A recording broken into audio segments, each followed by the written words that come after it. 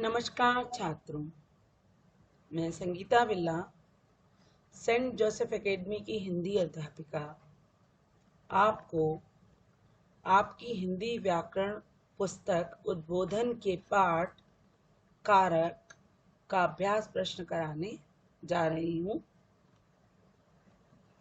आपने मेरी पिछली वीडियो में कारक पाठ पढ़ा होगा, उसी का अभ्यास कार्य करते हैं। तो आइए शुरू करें। तो अभ्यास शुरू करने से पहले हम कुछ याद रखने योग्य बातें पढ़ लेते हैं। इससे हमारा पाठ दोबारा से हमें याद हो जाएगा। तो चलिए आइए शुरू करते हैं। सबसे पहले कारक की परिभाषा।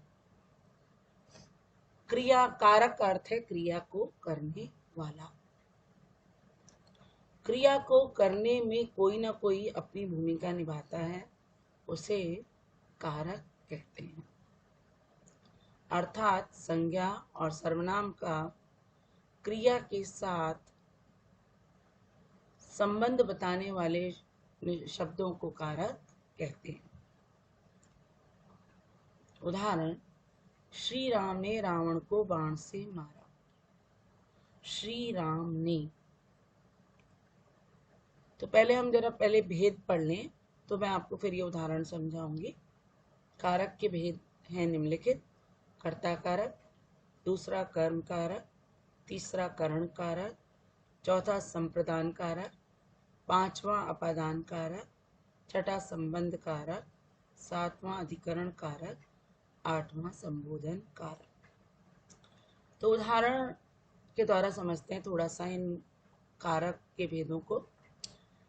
तो हमारी जो कारक तालिका हमने पढ़ी थी पिछली मेरी वीडियो में, कर्ता ने मीन्स कर्ता का कारक चिन्ह है ने, कर्म को, कर्म का कारक चिन्ह है को, करण से के द्वारा, करण का कारक चिन्ह है से के द्वारा, और संप्रदान का कारक चिन्ह है को या के लिए, और अपादान का कारक चिन्ह है से अलग होने के अर्थ में, संबंध का कारक चिन्ह है का के की रा रे री, अधिकरण का कारक चिन्ह है में पर, संबोधन का कारक चिन्ह है हे अरे। अब उदाहरण को समझे थोड़ा सा। उदाहरण के द्वारा इन भेदों का अर्थ समझेंगे और इनमें अंतर कर पाएंगे। उदाहरण है श्री राम ने आया है, तो हमें इससे पता चल गया कि ये कर्ता कारक है। रावण को से पता चल गया कि ये रावण को शब्द में कर्म कारक है।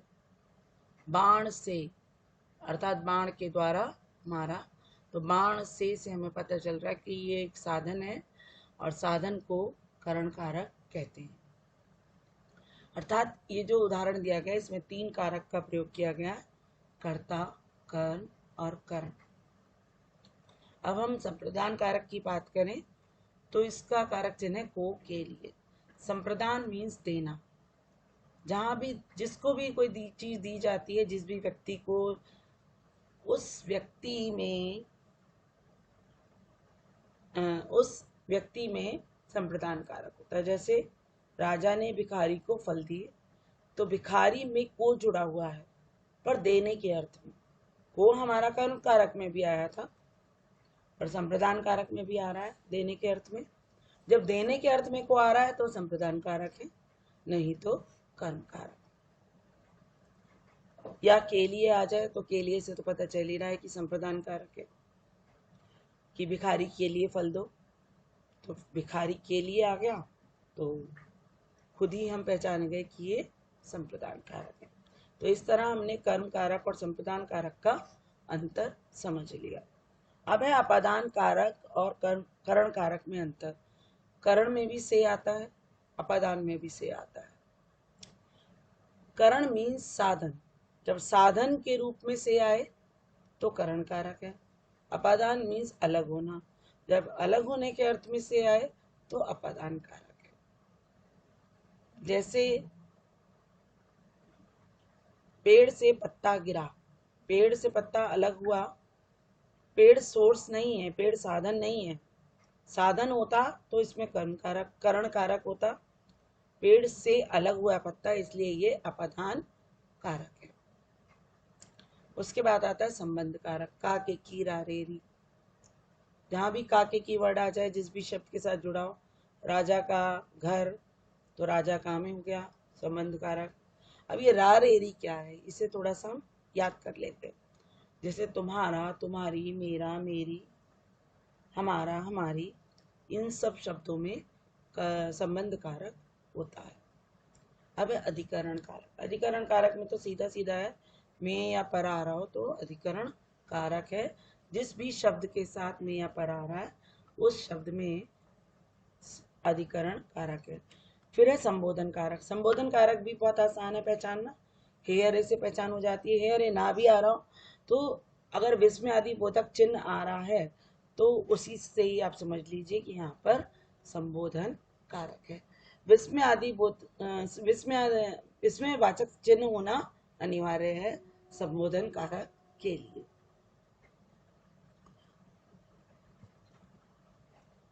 तो अब आओ अभ्यास करें। तो पहला प्रश्न है आपकी पुस्तक का, निम्नलिखित प्रश्नों के उत्तर दीजिए। का प्रश्न है, कारक की परिभाषा उदाहरण सहित दीजिए। संज्ञा या सर्वनाम का संबंध वाक्य के अन्य शब्दों से प्रकट करने वाले शब्दों को कारक कहते हैं। ये कारक के चिन्ह हैं, जैसे ने, पर के लिए। उदाहरण में आप जो हमने याद रखने के योग्य में हमने एक सेंटेंस लिखा था, राम ने रावण को बाण से मारा, आप वो भी लिख सकते हैं। कोई सा भी एक वाक्य उदाहरण के रूप में दे सकते हैं।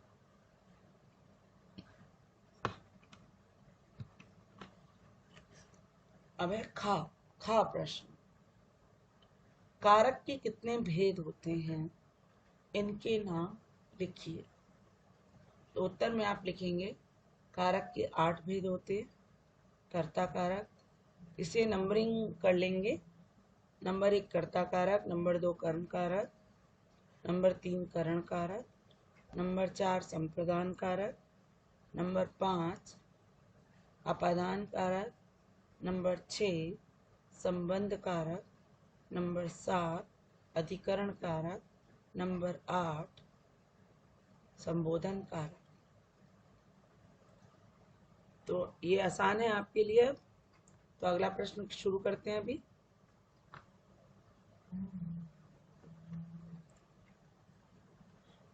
ग प्रश्न है, कर्म कारक और संप्रदान कारक में अंतर स्पष्ट कीजिए।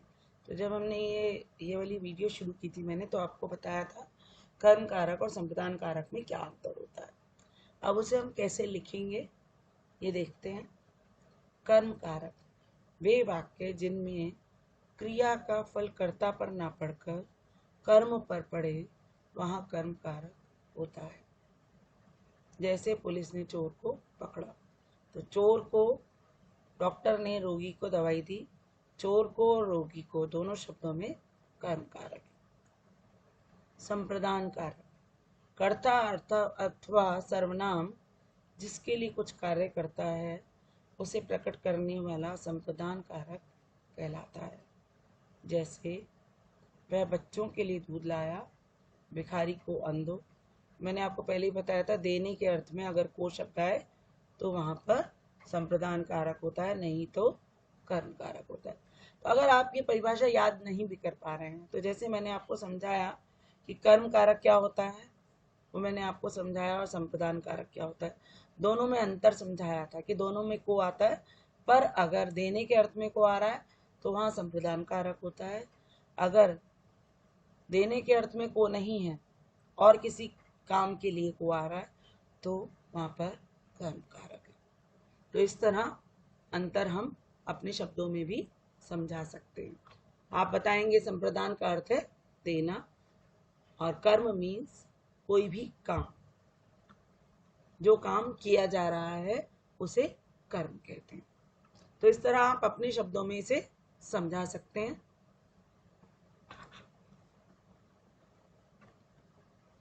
अगला प्रश्न, घ प्रश्न, अपादान कारक और करण कारक के दो दो उदाहरण दीजिए। तो अपादान कारक, पेड़ से फल गिरते हैं मेज पर, इसका एक उदाहरण तो ये हो गया, पेड़ से फल गिरते हैं, पेड़ से अलग हो रहे हैं फल। दूसरा आप उदाहरण लिख सकते हैं, मेज पर पुस्तक रखी है, ये उदाहरण नहीं लिखेंगे आप इसमें अपादान कारक का ही उदाहरण लिखेंगे जिसमें अलग हो रही है चीज। जैसे अभी ये तो आपने कर लिया, पेड़ से फल गिरते हैं, एक उदाहरण आपको मैं बता रही हूँ। तो आप लिखेंगे वह गांव से चला गया, वह गांव से अलग हो गया, तो हो गया अपादान कारक। मेज पर पुस्तक रखी है में अधिकरण कारक है। फिर है करण कारक। रोहित ने चम्मच से खाना खाया, चम्मच साधन है इसलिए यहाँ पर करण कारक है। उसने झाड़ू से सफाई की, झाड़ू एक साधन है इसलिए यहाँ पर करण कारक है। ठीक है, तो दोनों में अंतर भी मैं आपको समझा चुकी हूँ कि जब से शब्द जो है साधन के रूप में लिखा जाए तो वहां पर करण कारक होता है, जहां पर अलग होने के अर्थ में से शब्द है वहां पर अपादान कारक होता है। यही उदाहरण आपकी पुस्तक में भी लिखा हुआ है, मेज पर पुस्तक रखी है, पर वहां पर भी वो गलत है, जैसा कि मैंने आपको कक्षा में भी बताया। तो अगला प्रश्न करते हैं। अगला प्रश्न आपके लिए, उचित विभक्तियों से रिक्त स्थानों की पूर्ति कीजिए।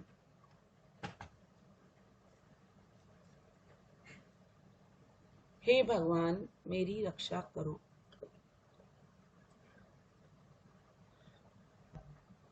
अरे भगवान तो नहीं कहते ना हम, वो तो बुरा लगेगा, हे भगवान ही लिखेंगे, हे भगवान मेरी रक्षा करो। और इसमें जो ये विस्मय बोधक चिन्ह लगा हुआ है ना, ये भगवान शब्द के बाद आएगा, ये पुस्तक में करेक्शन कर लीजिए अपनी।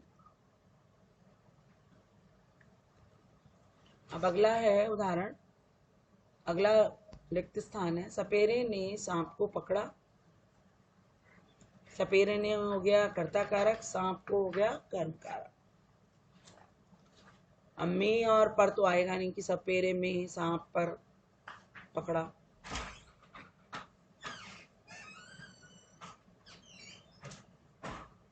गुरु जी को प्रणाम करो।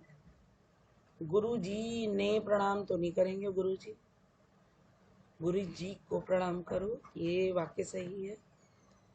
मेहमानों के लिए चाय लाओ, से एक और दिया हुआ ऑप्शन में, मेहमानों से चाय लाओ, मेहमानों से तो चाय नहीं लाई जाती, मेहमानों के लिए चाय लाओ।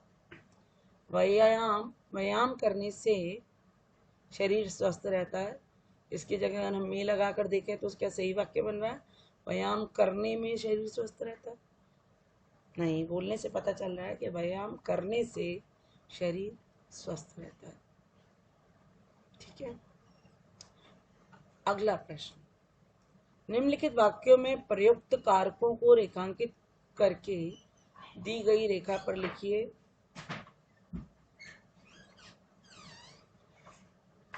तो मैंने आपको रेखांकित करके करवा दिया था कक्षा में, मैंने इसमें भी, जैसे आपकी इस वीडियो में भी मैं जो आपको प्रश्न दिखा रही हूँ वो पहले से ही रेखांकित किया गया।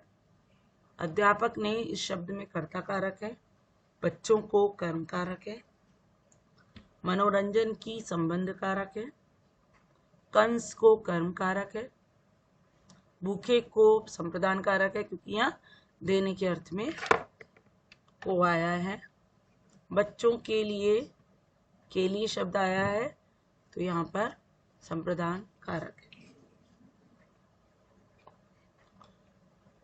तो अगला करते हैं, चौथा प्रश्न, सही वाक्य के सामने टिक और गलत वाक्य के सामने क्रॉस का चिन्ह लगाइए। कारक के 7 भेद होते हैं? नहीं, हमने शुरू में ही पढ़ा था कारक के 8 भेद होते हैं। प्रत्येक कारक का अपना विभक्ति चिन्ह होता है, बिल्कुल सही। संज्ञा या सर्वनाम का वाक्य की क्रिया के साथ संबंध बताने वाले शब्दों को कारक कहते हैं। हाँ जी, ये परिभाषा हमने पढ़ी है, बिल्कुल सही। कर्ता जिस साधन से कार्य करता है उसे कर्म कारक कहते हैं। साधन मीन्स करण, कर्म नहीं होता, उसे साधन, इसलिए ये गलत है। जिन शब्दों के द्वारा संबोधन किया जाए उन्हें संबोधन कारक कहते हैं, बिल्कुल सही। कर्ता द्वारा किए गए कार्य का फल जब कर्म पर पड़ता है तो उसे कर्म कारक कहा जाता है, ये भी सही है। तो इस तरह जो भी करेक्शन मैंने बताया उसे आप पुस्तक में कर लेंगे और अपना अभ्यास कार्य पूरा कर लेंगे। अगर फिर भी कुछ समझ ना आए तो कक्षा में पूछ सकते हैं। धन्यवाद।